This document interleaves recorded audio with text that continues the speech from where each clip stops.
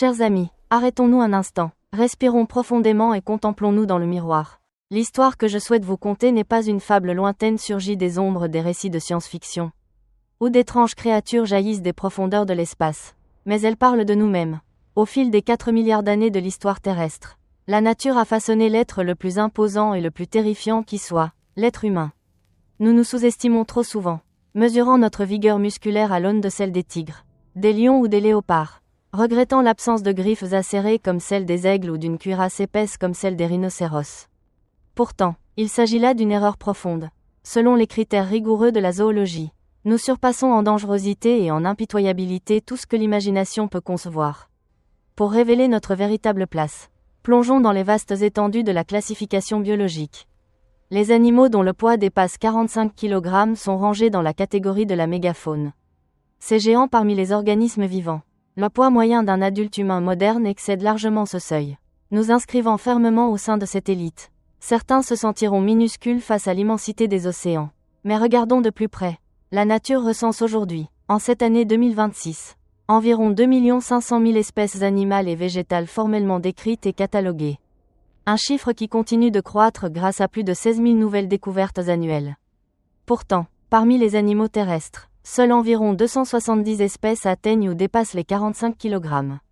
Des analyses récentes, issues de travaux menés au sein du Fonds national de recherche danois et du Centre pour la dynamique écologique, confirment que la diversité mondiale de la mégafaune s'est fortement réduite sous l'effet des extinctions, ne laissant survivre qu'une poignée de formes géantes.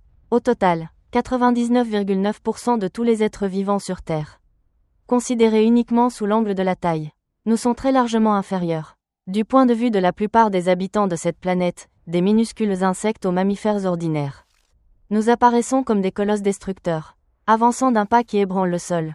Véritables montagnes de chair ambulante capables, d'un seul mouvement, de remodeler le paysage et d'anéantir la vie. Notre stature impressionnante ne constitue toutefois que l'aspect physique le plus évident. La véritable source de l'effroi réside plus profondément, dans la structure évolutive unique du corps humain, affinée au fil de millions d'années de sélection naturelle. Considérons notre posture redressée. Cette locomotion bipède a libéré nos membres antérieurs du fardeau de la course, les transformant en outils polyvalents capables d'attaques venues de directions interdites aux quadrupèdes. Le cou vertical permet une rotation aisée et protège contre les morsures mortelles à la nuque, fatales pour tant d'autres espèces.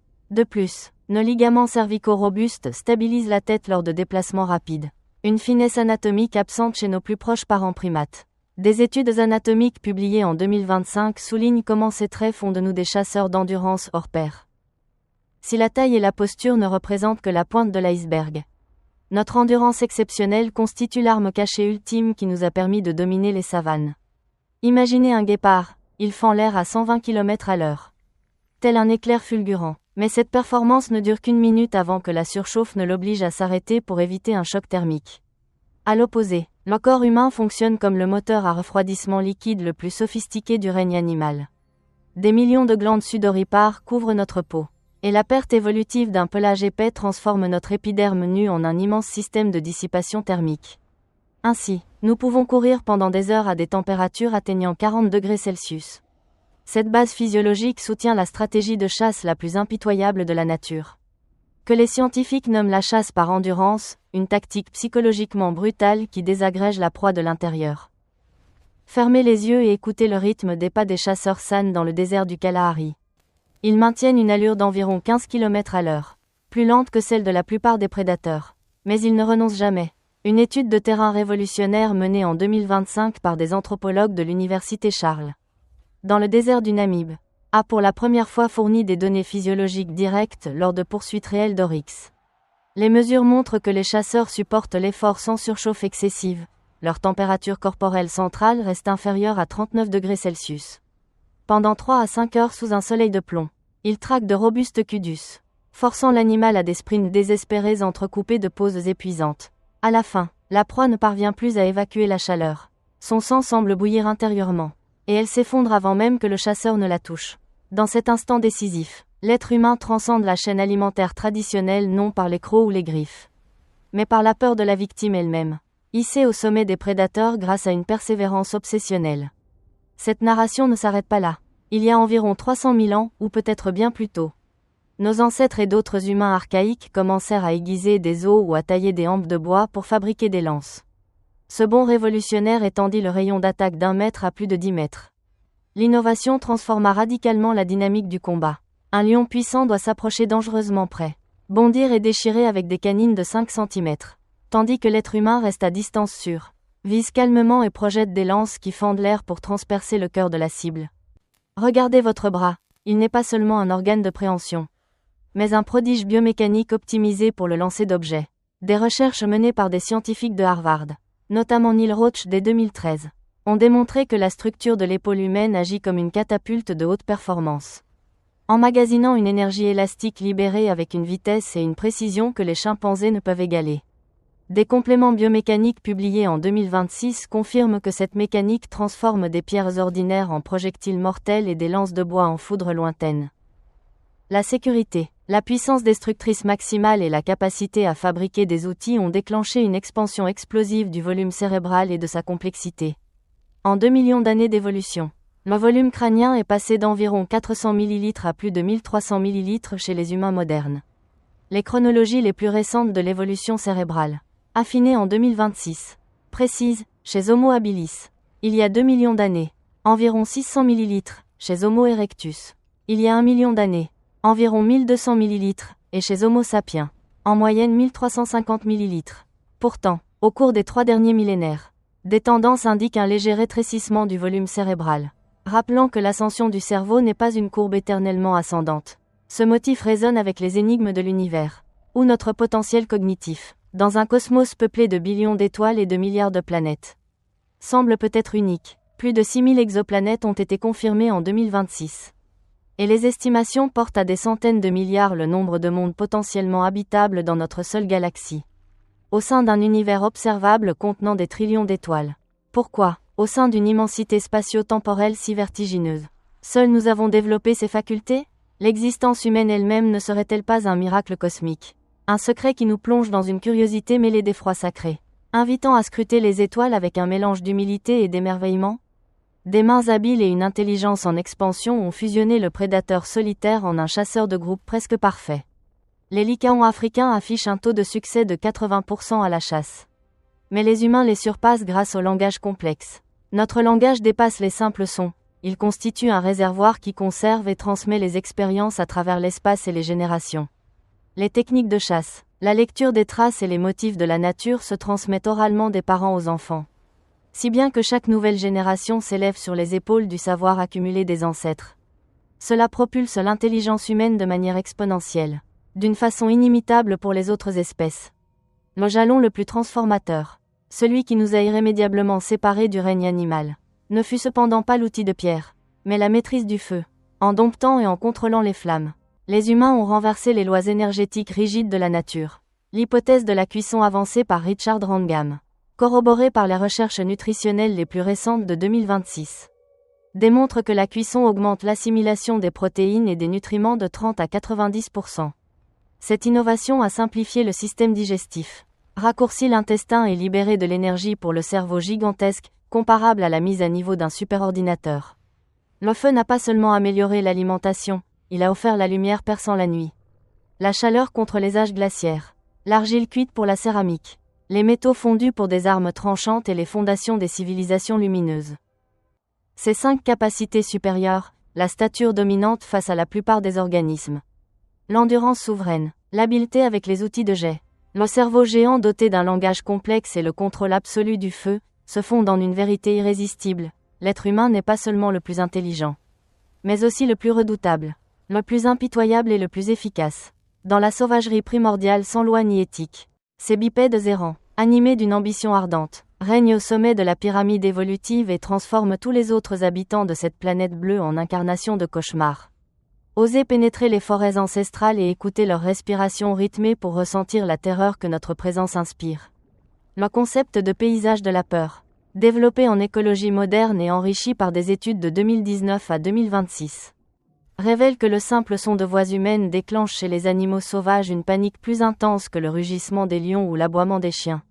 Les expériences de terrain menées par Justin Suraci et ses collègues, répliquées en 2026, prouvent cet effet universel. Les paroles humaines déclenchent une chaîne de frayeur, Des pumas aux souris, supprimant les activités des prédateurs et remodelant les écosystèmes entiers. Nous sommes des prédateurs anormaux.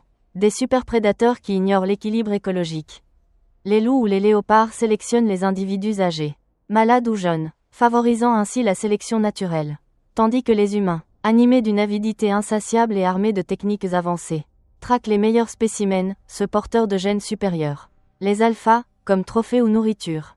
Des travaux de Chris Darimon, actualisés en 2026, soulignent que ce comportement perturbe le flux génétique, mine à long terme la résilience des populations et contraint les espèces à évoluer vers des tailles plus réduites et une reproduction plus précoce pour échapper à nos assauts.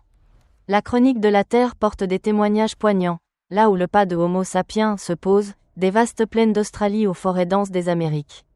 Les géants de la mégafaune disparaissent à jamais. Les mammouths aux défenses spiralées et les paresseux terrestres de plusieurs tonnes ont succombé à la synergie mortelle de l'intelligence et des armes, faisant de nous les principaux artisans des extinctions du Quaternaire tardif. Des analyses de l'Anthropocène Review, complétées par des études de 2026, confirment que Homo sapiens a dominé ses pertes, sans que les facteurs climatiques n'aient joué de rôle déterminant. Cela marque la première refonte planétaire opérée par l'humanité. Pourtant, notre arme la plus puissante ne réside pas dans nos mains, mais dans des liens invisibles. Comme l'a profondément argumenté l'historien Yuval Noah Harari, la capacité à croire en des fictions partagées, mythes, religions, nations, ordres sociaux, permet à des millions, voire des milliards d'étrangers sans lien de sang, de coopérer avec souplesse et de libérer des forces collectives qui brisent les barrières physiques. Cela reste impossible pour les colonies de fourmis ou les meutes de loups. Limités à leurs proches, ces réseaux de croyances invisibles nous transforment en superorganismes gigantesques. Chaque individu n'est qu'une simple cellule. Mais réunis, nous pouvons niveler des montagnes et combler des mers. L'impitoyabilité et l'efficacité humaine ne subissent plus passivement les changements environnementaux, elles inversent le courant. Sculptent la biosphère selon notre volonté et baptisent avec arrogance une nouvelle époque géologique. L'Anthropocène. Bien que la Commission internationale de stratigraphie ait rejeté en 2024 sa reconnaissance officielle comme époque, ce concept demeure puissant, marquant irrémédiablement la croûte terrestre de béton, de plastique et d'isotopes radioactifs. Depuis environ 1950, ces signatures anthropiques définissent une ère où l'humain devient force géologique majeure. Pour ressentir pleinement la peur que nous répandons, immergez-vous dans les forêts profondes et écoutez le pouls de la nature. À travers le prisme du paysage de la peur, les conversations humaines éveillent chez les animaux sauvages plus d'effroi que le grondement des lions ou l'aboiement des chiens. Notre présence transforme les pumas audacieux en fuyards abandonnant leur proie. Les blaireaux féroces en créatures se tairant. Nous devenons des esprits omniprésents hantant chaque recoin de la nature. Les forêts se taisent au passage des géants bipèdes. Nous sommes des chasseurs anomaux. Des superprédateurs qui ignorent l'équilibre traditionnel, là où les loups sélectionnent les faibles pour fortifier la meute. Notre avidité sans borne et nos machines visent les élites, les alphas aux meilleurs gènes, comme Prix ou Provende. Selon les recherches de Darimon, cela inverse le flux génétique, élimine les traits optimaux, affaiblit la vitalité des espèces et force une évolution vers des formes naines et une reproduction hâtive pour survivre à notre chasse. Si un doute subsiste encore sur notre létalité innée, observez votre bras, il n'est pas un membre délicat, mais un dispositif précisément conçu pour libérer une énergie mortelle. L'équipe de Neil Roach à Harvard a prouvé que l'épaule humaine emmagasine, telle une catapulte d'élite, une force élastique libérée avec une vitesse et une précision terrifiantes. Inaccessible aux chimpanzés, les données biomécaniques les plus récentes de 2026 renforcent cette idée. Cette biologie convertit des pierres émoussées en projectiles déchirant l'air et des lances en foudre vengeresse lointaine, permettant à nos ancêtres de vaincre des géants sans combat rapproché risqué. La chronique terrestre grave une vérité inéluctable, nous sommes météores. Inondations, littéralement et métaphoriquement les façonneurs de cette sphère verte. Tenez-vous devant le miroir et plongez votre regard dans vos yeux. Vous ne voyez pas un être isolé, mais la création la plus grandiose, la plus complexe et la plus dangereuse de la biologie en des milliards d'années d'histoire universelle, sous le masque d'un mammifère qui manie les forces divines de création et de destruction. Incarnant le fardeau et la splendeur d'être humain, regardez profondément dans les yeux de l'être qui vous fait face. Vous contemplez le prédateur le plus redoutable que la nature ait enfanté en 1 milliard d'années d'histoire terrestre. Nous nous diminuons par habitude, mesurant nos muscles à ceux des tigres ou des lions, déplorant l'absence de griffes acérées ou de peau de rhinocéros. Mais c'est une lourde méprise. Selon les échelles zoologiques, l'humain dépasse nos imaginations en danger et en sauvagerie. Dans les grands registres de la biologie se révèle notre véritable rang. Les bêtes de plus de 45 kg qualifient pour la mégafaune. Et les adultes modernes la surpassent sans effort. Nous raillons notre petitesse comme des singes. Mais la nature embrasse 2 500 000 espèces nommées, dont seulement 270 animaux terrestres dépassent 45 kg. Ainsi, 99,9% de la vie planétaire reste, par la seule taille, loin derrière l'humain, pour les insectes et les petites bêtes. Nous sommes des géants destructeurs. Pourtant, la stature robuste n'est que le fondement physique, le cœur de l'effroi se cache dans le plan évolutif singulier de l'être humain. Notre posture verticale libère les mains pour des attaques omnidirectionnelles. Surpassant les quadrupèdes, le cou perpendiculaire esquive les morsures fatales des prédateurs. Mais hauteur et démarche ne sont que la pointe émergée. L'endurance exceptionnelle constitue l'arsenal secret de la domination des plaines. Les guépards filent à 120 km/h comme des flammes. Mais la chaleur les arrête après 1 minute. Les humains sont des merveilles de glandes sudoripares et de peau glabre. Refroidis par liquide, capables de courir des heures à 40 degrés. Cela soutient la chasse la plus sombre de la nature, la poursuite d'endurance. Stratégie qui brise la proie de l'intérieur. Imaginez les pas des chasseurs San, 15 km/h. Plus lents que les fauves, mais infatigables, ils traquent les Kudus 3 à 5 heures sous un soleil ardent. Imposant des cycles de sprint et d'arrêt jusqu'à ce que la surchauffe les terrasse. Les humains transcendent les chaînes trophiques par une persévérance spectrale. Accédant au trône. Si le doute persiste sur l'instinct de mise à mort, regardez le bras, non un outil d'amour, mais une fronde de mort. La preuve de Roach à Harvard, l'épaule stocke comme une catapulte d'élite l'élasticité. Projetant avec vitesse et précision inimitables par les chimpanzés. Cela change les pierres en balles létales. Les lance en très lointain. Vainquant les géants sans risque rapproché. Sécurité, destruction, création d'outils ont déclenché l'explosion cérébrale, en 2 millions d'années. De 400 à 1300 millilitres. Mains habiles et intelligence ont fusionné la menace solitaire en groupe fluide. Les lycaons atteignent 80% de succès. Les humains les dominent par le langage.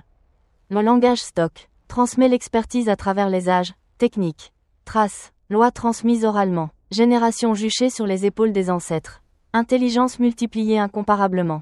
Mais la maîtrise du feu, nous séparant totalement, renverse les lois énergétiques. L'hypothèse de Randgam, la cuisson élève l'assimilation de 30 à 90%.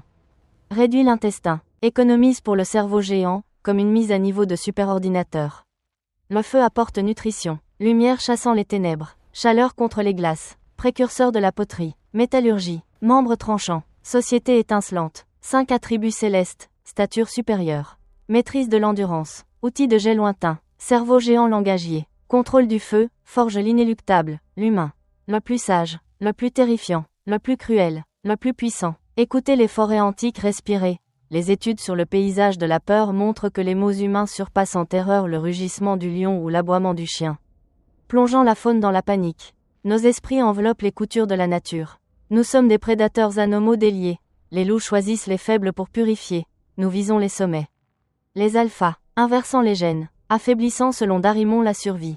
La Terre enregistre le deuil. Les empreintes de sapiens couvrent les continents. Condamnant la mégafaune, mammouth aux défenses spiralées. Paresseux terrestre de tonnes, sous la synergie esprit-arme. Cause principale des extinctions du quaternaire. Pourtant, l'arme la plus létale, les liens invisibles. L'intuition de Harari, la croyance en fiction, mythe. Dieu, État, permet la coopération de millions. Balayant les barrières de force. Contrairement aux fourmis ou loups limités au connu. Sommet de l'impitoyabilité, nous remodelons l'environnement. Nommons Anthropocène. Béton, plastique, rayonnement preuves éternelles. L'histoire proclame. Nous sommes météores. Inondations, littéralement, figurativement, formateurs de cette sphère bleue. Regardez dans le miroir, non un être isolé, mais le sommet biologique de l'univers, le plus vaste, le plus complexe, le plus mortel en des milliards d'années. Forme mammifère dotée de pouvoirs divins, portant le poids et l'éclat d'être humain. Plongez profondément dans les yeux de l'être qui vous regarde en retour. Vous voyez le prédateur le plus redoutable que la nature ait enfanté en 1 milliard d'années d'histoire terrestre.